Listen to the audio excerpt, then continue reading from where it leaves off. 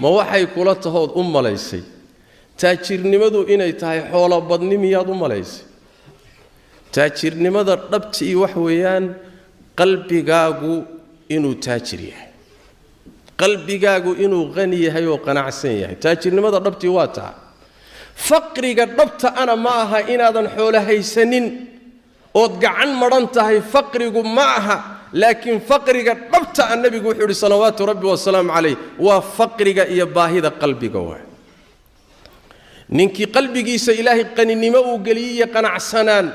wixii ilaahay u qayb ku siiyayna ku qanacsani kaasi wixii adduunya waxay kala maqan tahay ma jirta buu rasuulku yiri salawaatu rabbi wa salaam alayhi ruuxii qanaacada qalbiga laga qaadana